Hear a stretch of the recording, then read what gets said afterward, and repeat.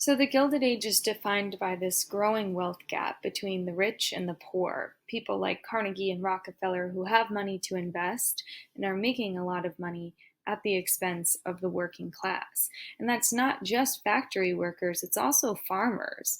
And this populist movement actually began with farmers who were forgotten with all of this industrialization we see in northern cities and even out west. So, populism is defined as a political approach that strives to appeal to ordinary people, sort of like Andrew Jackson and farmers in the South when he was running for president back at the end of the 1820s. So it's a political approach that strives to appeal to ordinary people, the common man, who feel that their concerns are disregarded by established elite groups. Now, that word establishment may sound familiar to you because it's been used a lot in the past couple election cycles. Like when Donald Trump was running for president, he talked about the establishment and being the anti-establishment candidate. And Bernie Sanders also talks about the Democratic establishment. So this idea of populism suggests that the power should be in the hands of ordinary people who appoint or elect officials who work in their interests rather than those who work for the collective interest of the party. So farmers' problems during the Gilded Age looked a lot like they did during the first Industrial Revolution, only this time on a larger scale because the nation's more dependent on farmers now, especially with the abolition of slavery. But they're not really able to make ends meet with increasing taxes. A lot of farmland was destroyed in the Civil War. So there's a lot of weight being put on this class in society and not a lot of support for them. There are farmers' organizations that sort of operate like unions but have more influence over politicians. These organizations wanted to show how valuable farmers were in society so that laws would be passed to protect and benefit them. And they were answered by the Populist Party, which by the end of the 1800s had garnered a lot of support in rural Democratic areas.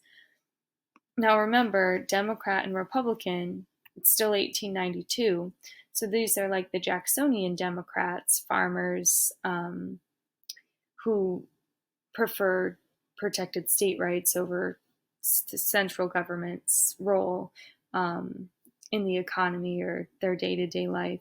And then the Republicans, who at this time, or just before this time, were championing radical Reconstruction and creating more equality and having a bigger government to play a role in that. So populists sort of pulled support from the Democratic Party because a lot of them were farmers who would have voted Democrat otherwise.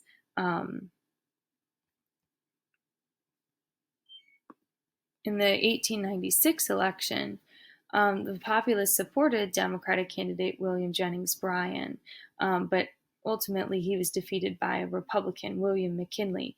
And this was sort of the turning point from the Gilded Age that we're talking about now and something called the Progressive Era, which begins in the beginning of the 1900s as Republican candidates start to push for more equality between different classes in society.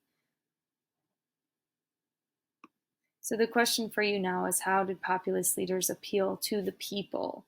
And remember that at this time, even though the people technically encompasses more than it did before, the 14th Amendment established that former slaves were people, like counted as citizens, counted as an actual human person. But a lot of those rights they weren't able to exercise until the end of the 1960s. So here when we're talking about the people, we're talking about the people who are able to have a role in the government, which is once you've answered these two questions, you have primary source analysis for two different documents. You'll do a soapstone for each, and then answer the questions that refer to both documents, A and B. Then, in step 3, you're going to take a look at populist leadership in the Gilded Age, trying to figure out which of these candidates are more populist. And it's also important that populists at this time tended to support Democratic candidates, but populists can be from any political party. If you actually look here on the matrix you're going to be using, Bernie Sanders is considered a populist, but so is Donald Trump. So you still have that Democrat and Republican divide, but populism can appear anywhere on that spectrum. So in this table, you'll look at the president, define one of these either decisions or policies that were put into place during their presidency, define just one of them, and then think about where that president would go on this matrix. Would he be here in box 1 with people like Bernie Sanders and Pablo Iglesias, in box 2 like Trump, in 3 like Obama, 4 like Angela Merkel? So think about, after you define the policy for the president, where he would fall in box 1, 2, 3, or 4. And you would write that there.